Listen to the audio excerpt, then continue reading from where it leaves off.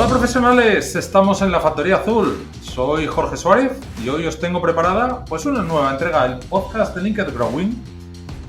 ¿Qué buscamos cuando escribimos en LinkedIn? ¿O qué nos toca la fibra cuando leemos publicaciones en esta red? ¿Qué es aquello que nos hace participar o no en contenido en LinkedIn? Todas estas preguntas merecen reflexiones. Pues si las podemos contrastar con una mujer que precisamente transmite emociones en todo lo que escribe, igual es más sencillo. Os invito a afinar bien vuestros oídos en este episodio. Se trata de aprender a seguir creciendo profesionalmente, no lo olvidéis. Bueno, pues aquí estamos preparados para dar la bienvenida, como se merece, a la Factoría Azul, a Mónica Martín. ¿Qué tal, Mónica? ¿Qué tal, Jorge? Muy buenas. Muy buenas, muy buenas. A ver, Mónica, voy a presentarte como te mereces. Pues si no te conociera nuestra audiencia, lo hago por partes, como tu titular en LinkedIn, perdón. Tenemos a una periodista con nosotros. Suponemos entonces que partes con ventaja a la hora de escribir y soltarte en LinkedIn, ¿no?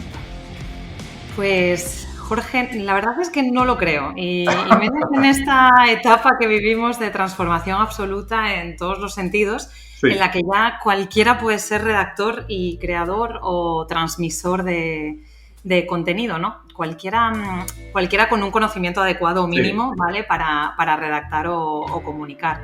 Creo que aquí, en este sentido, es súper importante leer, que parece como una cosa súper banal y súper básica, pero es súper importante y creo que causa un impacto muy positivo a la hora de escribir y de soltarse. Yo lo recomiendo siempre para LinkedIn y para cualquier medio o soporte en el que quieras comunicar. Bueno, de hecho yo creo que en tu propio feed de LinkedIn puedes comprobar que no necesariamente hay que ser periodista para escribir bien. O sea, seguimos a muchos expertos, expertas, creadores de contenido, LinkedIn Top Boys, que no necesariamente lo son y que generan un contenido que nos aporta mucho valor, ¿no? Totalmente, totalmente. Oye, mira, acabas de enlazar muy bien con la segunda parte de la presentación, porque es que va a colación también un poco de la primera y de esa soltura que nos comentas. Y es que tenemos con nosotros, con la audiencia, a una Top Voice de LinkedIn en igualdad de género. Sorprendida, halagada con esa distinción. ¿Cómo se llega a esa denominación? Cuéntanos un poco más. Bueno, pues esto llega gracias a ese trabajo de las editoras, editores y managers de creadores de contenido de LinkedIn, que tienen absolutamente el foco puesto en el contenido de los creadores y creadoras de esta red. El objetivo de estas listas, como muchos ya sabéis, es destacar esos perfiles que escribimos sobre temas muy concretos, ¿no? Exacto. Entonces, ¿cómo se configuran estas listas? Bueno, están disgregadas por temáticas y los editores monitorean todo el contenido que cada persona publica en LinkedIn. Entonces, aquí tienen en cuenta si hablan sobre un tema con regularidad, si las contribuciones son significativas, si tienen una comunidad de seguidores e interactúan con ellas, si el objetivo es aportar un valor diferencial o simplemente autopromocionarse, ¿no? O sea, todos, digamos que todo esto se tiene en cuenta y el objetivo es dar voz a un conjunto de voces, valga la redundancia, diverso, para que estas listas puedan reflejar o representar más bien la realidad laboral actual. Entonces, a mí me llega, entiendo que por todo este conjunto, ¿no? Exacto. Por supuesto, halagada por supuesto, pero sobre todo agradecida porque al final disponer de un espacio donde tienes una voz es una herramienta de alcance bastante potente. Claro. Se podría decir como el dicho que se suele decir, ¿no? ¿Cómo es? Estáis todos los que sois o las que sois, pero a lo mejor no son todos los que están, ¿no? O más o menos me estoy liando. Efectivamente, o sea, somos una muestra que representa a un colectivo concreto, pero estas listas se van actualizando por temporadas y por supuesto, existen voces que, aunque no tengan esta distinción, son creadores y creadoras que aportan muchísimo valor a la comunidad. Claro. Qué bueno. Bueno, vamos a seguir con tu presentación. Venga, descubriendo más faceta creativa, porque vemos también que eres la responsable en el departamento de ideación en APD, que ya me estoy liando con la Asociación para el Progreso de la Dirección. Vamos, que esto de la lluvia de ideas del mundo directivo recae sobre todo este equipo. ¿Cómo va esto? Explícanos un poco, Mónica. Sí, os cuento, a ver, porque APD es una asociación, ¿vale? Es una de las redes de directivos más longevas de España. Sí. Tiene delegaciones en todo el país y precisamente está territorializado, para conocer de cerca la realidad empresarial de cada sitio, ¿no? Nosotros en concreto estamos en la zona centro, que la configura Madrid, las dos Castillas y Aragón. Esta asociación funciona como una especie de club privado, ¿vale? El área de ideación se encarga de organizar actividades para que los miembros de este club se conozcan entre sí y para poder acercarles las últimas tendencias empresariales. Nuestra labor dentro del departamento de ideación es comportarnos como una especie de torre de vigilancia que identifica esos temas que son más importantes y aquellas tendencias que son más relevantes para el tejido empresarial del país. Claro. ¿Cómo hacemos esto? Pues, en primer lugar, siendo un radar de identificación de tendencias. Entonces, para convertirse en radar, hay que leer, hay que investigar mucho en las publicaciones de instituciones clave como la IREF, la Organización Internacional del Trabajo, el Banco de España, la ONU, infinitas, ¿no? Instituciones. También identificando a los expertos y expertas que están diseñando ahora mismo las empresas del futuro, que son los que mejor pueden darle profundidad a estos temas. Y, por último, dando a todo esto un formato de encuentro para que todo este conocimiento llegue de una forma útil y accesible a los directivos y directivas que configuran APD. Y todo esto lo hacemos jugando en equipo. Somos un equipo que debate muchísimo la actualidad, que discute los temas, que se cuestiona de dónde salen los datos, ¿no? Al final, los mejores temas y los mejores productos salen de un equipo que se interroga, que duda y que discute. Y eso es muy enriquecedor, Jorge, y a la vez forma parte de un proceso muy creativo. Claro. Bueno, seguimos hablando de creación, porque fíjate, una pregunta que me gusta formular muchas veces, Mónica, a mucha gente que pasa por la Factoría Azul, y en casos como el tuyo más, una profesional como tú, una creadora de LinkedIn, ¿qué le dirías a una persona que está en esta red y, digamos, no es capaz de soltarse a la hora de publicar, de generar contenido? Pues lo primero que le diría es que utilice el sentido común, que sean auténticos. Ahora mismo, Jorge, estamos en la era de la hiperconectividad, ¿no? Sí. Nunca antes en la historia hemos estado tan comunicados y tampoco nunca hemos estado tan expuestos a consumir contenidos, ni nuestros contenidos han tenido tanto alcance como ahora, ¿vale?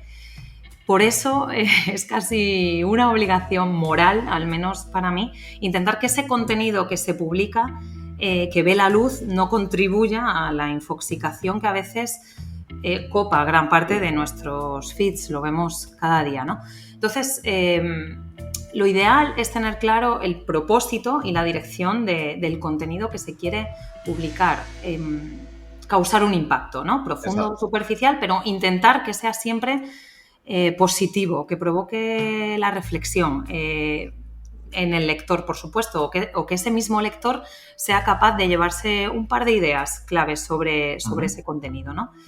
Y por último, quizás es importante subrayar delante de los potenciales creadores que vayan a su ritmo, aunque la dictadura del algoritmo marque la pauta contraria, ¿vale? Pero es que es súper importante para no perder el foco con respecto a la vida real y sobre todo para preservar y proteger nuestra salud mental, que al final es uno de nuestros activos más valiosos, por no decir el que más, y sin embargo es uno de los riesgos que más ha empeorado desde el inicio de la pandemia. Entonces, esas tres cosas: sentido común, autenticidad y ve a tu ritmo.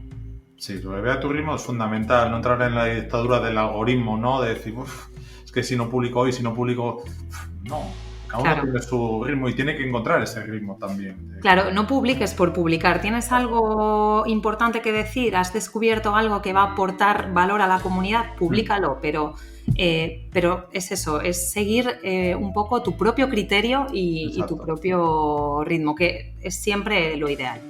Exacto. Bueno, otra pregunta, Mónica, porque me está encantando lo que estás contando, pero otra pregunta, y esta va para todo nuestro público. Ni Mónica Martín, que estáis escuchando aquí, ni Jorge Suárez, ni ninguna otra persona que veáis sus perfiles con contenido, han salido así de un día para otro. Esto no ha salido así. Igual te acuerdas, Mónica, de la primera vez que escribiste, digamos, unas líneas para publicar en LinkedIn, o igual estoy... Claro, cómo no. Claro que me acuerdo. Tampoco... Sí que me acuerdo. Pues fue hace unos 5 o 6 años, más o menos. Sí. Y fue sobre una crónica de un evento que hicimos en Decathlon sobre una nueva marca de deportes de combate que estábamos presentando, ¿no? En ese momento era prácticamente nueva en LinkedIn, ¿vale? Apenas conocía su funcionamiento. Entonces lo que hice básicamente fue compartir la publicación de otra persona que trabajaba conmigo y que enlazó al enlace de esa crónica que yo escribí, pero en otra plataforma, ¿no? Ajá. Entonces, digamos que reposteé el post de otra persona. Pero bueno, con el paso de los años, he de decir que he ido publicando progresivamente, pero es desde hace unos 3 años, más o menos, sí que incrementé la frecuencia de las publicaciones al hilo, también de la evolución de las redes y de las herramientas digitales. En 2021, o sea, el año pasado, y lo que llevamos de 2022, quizás han sido los periodos en los que más he publicado, en los que más activa he estado, pero porque tenía algo que contar, ¿no? Que es como que hablábamos antes. Siempre bajo los parámetros que comentábamos antes. Contenido responsable, verificado y, sobre todo, que pueda causar un impacto positivo en los lectores. Claro. Bueno, habrá gente que nos esté escuchando y que le esté encantando, que no sería nada raro, que le esté encantando lo que Mónica nos está contando. Y habrá alguna persona que dirá, me haría ilusión pues que Mónica, oye, en un momento dado interviniera o reaccionara a un post que yo publico o tal. Si fuera así, ¿qué requisitos tendría que cumplir esa publicación, Mónica, de esa persona, para que, digamos, le toque la fibra a Mónica, para dar un like, para incluso poner un comentario? ¿Qué tendría que hacer yo, publicar Jorge Suárez en un post para que Mónica reaccionara, ¿no? Pues un poco en la línea que venimos comentando, ¿no? A mí me interesa sobre todo el contenido auténtico, real, creativo, que esté trabajado, que esté contrastado, que aporte algo positivo, que cause ese impacto, ¿no? que comentábamos antes. Me interesa cualquier temática abordada desde un prisma responsable. Esto es complicado porque el contenido de calidad ahora mismo creo que vive una etapa de confusión muy al hilo de esa confusión que atropella a gran parte de la sociedad en un periodo tan volátil como en el que vivimos ahora mismo, ¿no? Casi todo el contenido está mezclado en los diferentes canales que consumimos y cada vez es más complicado diferenciar periodismo, comunicación, espectáculo o el entretenimiento, ¿no? Sí. Creo que hay sitio para todos, ¿eh? O sea, hay sitio para absolutamente todos estos formatos. Lo único es que habría que diferenciar los espacios donde los volcamos o consumimos. Cada uno se dedica a una cosa y de verdad que creo que todo es digno y que aquí cabe todo. Ahora, pretender mezclarlo todo en una red como es LinkedIn, que es muy profesional y que creo que debería estar como la información muy, muy bien verificada y ponerle una única etiqueta como la de creador de contenido, creo que es delicado, sobre todo para los infoxicadores, ¿no? que existen y que quieren disfrazar intereses particulares quizás en contenido de calidad. Sí, totalmente de acuerdo.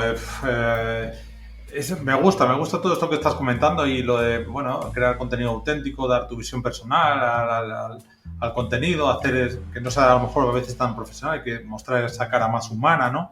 Eso da bastante valor. Ahora, lo que yo ya no veo tan y no compro cuando me lo intentan vender es estos profesionales que publican de todo y hablan de todo, ¿no? Que son un poco, llamémoslo, tertulianos, ¿no? Entonces ahí ya me empieza a descuadrar un poco. Pero bueno, igual soy yo, ¿eh?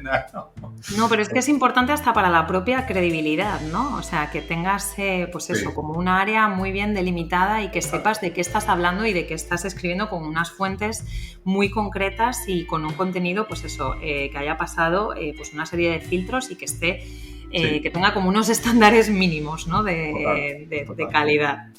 Total. Bueno, esto del contenido, la generación de contenido da para mucho. Por ejemplo, en tu caso, la mayoría del contenido que generas suele ser compartiendo, podéis ver la actividad de Mónica, una noticia interesante con un link externo y una introducción pues muy bien hecha, muy acertada. ¿Este formato con el que más cómodo, digamos, te encuentras, Mónica?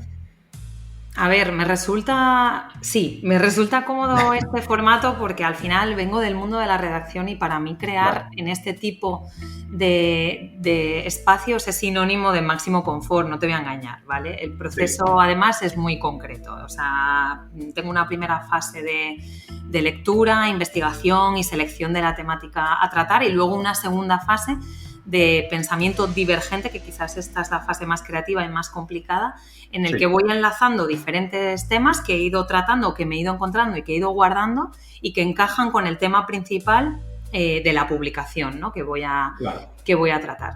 Me siento cómoda aquí porque al final forma parte casi de mi entrenamiento diario, donde me muevo la mayor parte del tiempo buscando temas, investigando, estudiando y analizando los mejores formatos para construir un contenido que hay que darle salida sí o sí. Entonces sí, me gusta, pero bueno, también me gustan otros. Claro. Por ejemplo, otros formatos, digamos, más activos, tipo vídeos, ¿qué tal? ¿Te ves cómoda ante la cámara, grabándote ahí, haciendo cualquier cosa, hablando ante cámara? O si tuvieras que elegir, te quedas más con tema de redacción? Bueno, a ver, no concibo crear un contenido sin una parte de redacción previa, ¿vale? De lo que sea de lo que sea. Sí que es verdad que un sitio donde siempre me he sentido muy cómoda ha sido en la radio. Creo que hasta ahora ha sido el medio más especial en el que he trabajado a pesar de todos los años que han pasado ya desde que empecé a dar los primeros pasitos periodísticos en la cadena SER del norte de Extremadura, que es de donde yo vengo. Sí. La radio es un sitio donde le hablas a la gente, ¿no? Donde le hablas con tu voz. Y eso ya es sumarle una capa más al acto de comunicar, que es una capa, por ejemplo, que no tienen otros formatos como la prensa escrita, por ejemplo. Claro. Entonces, Jorge, como te decía, en la radio le hablas a la gente, ¿no? Y esa gente te está escuchando al mismo tiempo que hace cosas cotidianas. Es un contacto, acaba siendo como un contacto casi íntimo. Al final te identifican con tu voz, que como dice Nina, la cantante, es el DNI sonoro que tenemos. Y creo que en este medio, que cuando digo radio también incluyo este formato, el podcast, ¿vale? Sí. Creo que efectivamente en este medio la relación con el público, con los oyentes, es mucho más horizontal que en cualquier otro medio y la capacidad de conexión o de penetración de la voz en las personas es muy grande y entonces, por tanto, el feedback también es infinitamente más potente.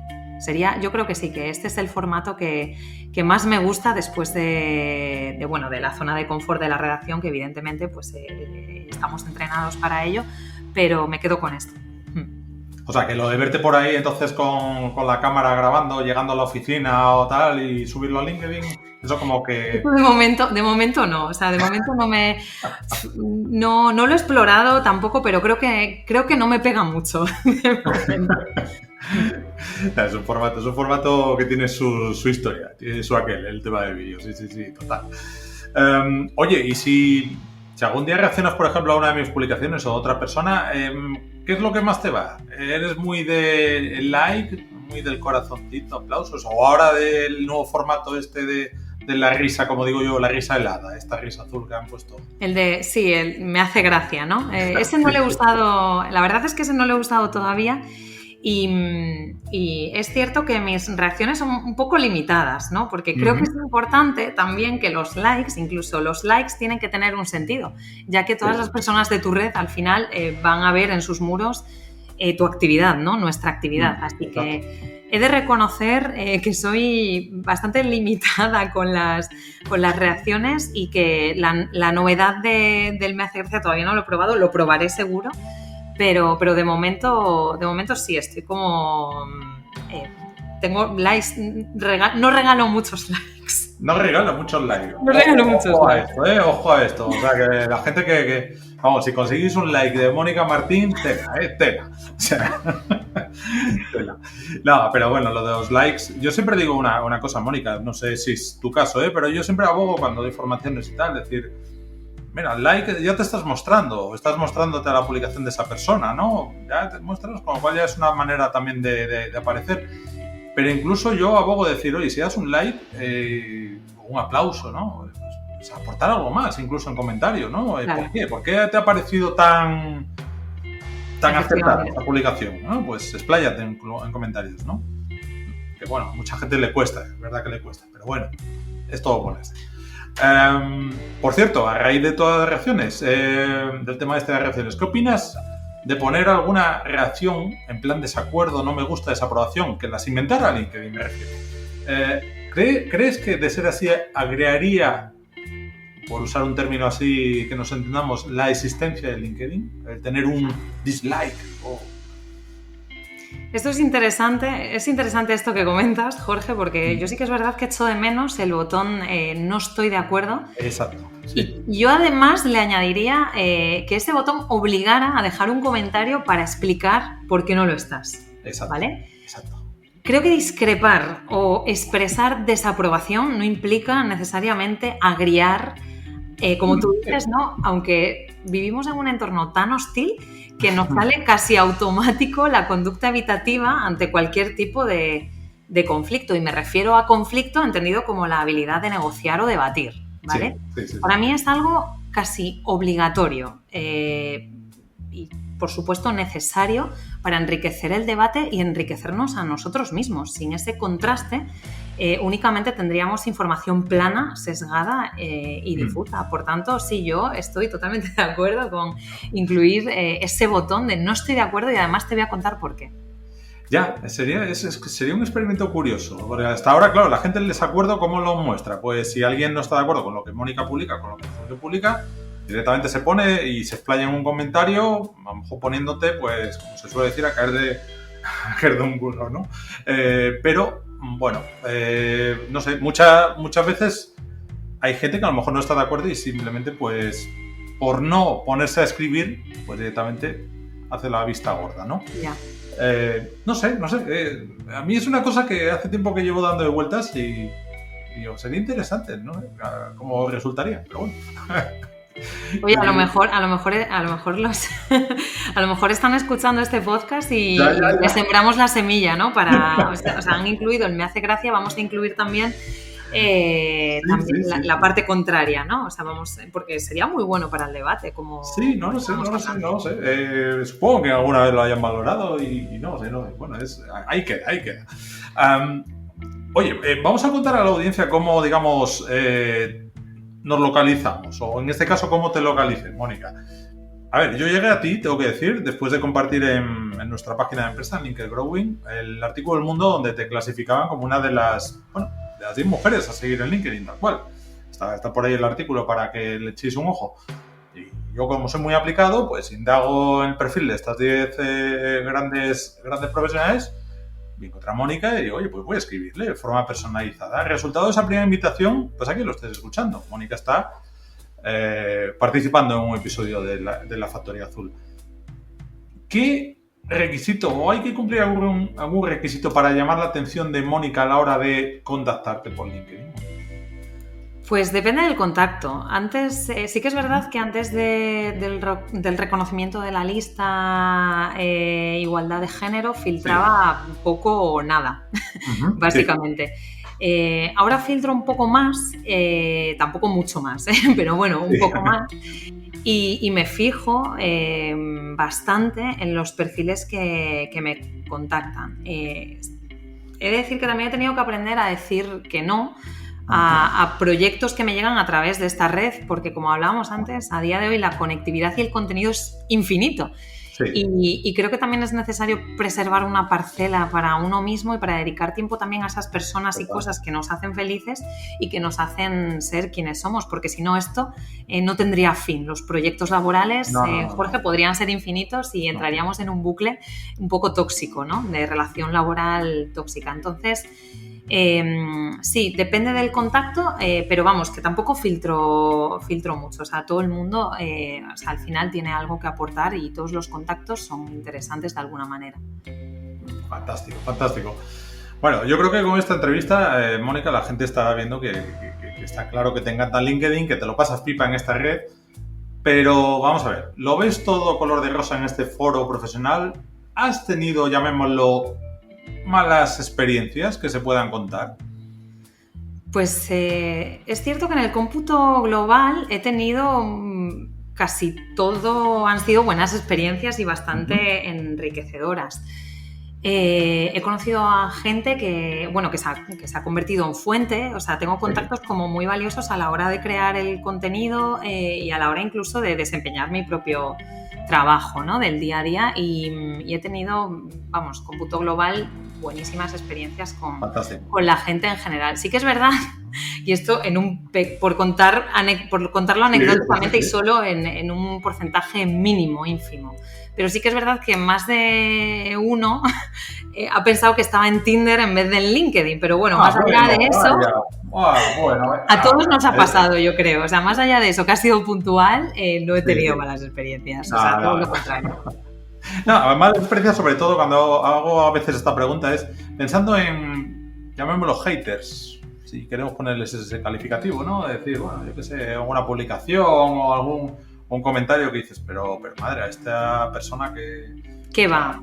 No, para nada. Y además, si ha habido algún comentario con un tono más destructivo que constructivo, directamente lo he dejado en visto. O sea, ghosting.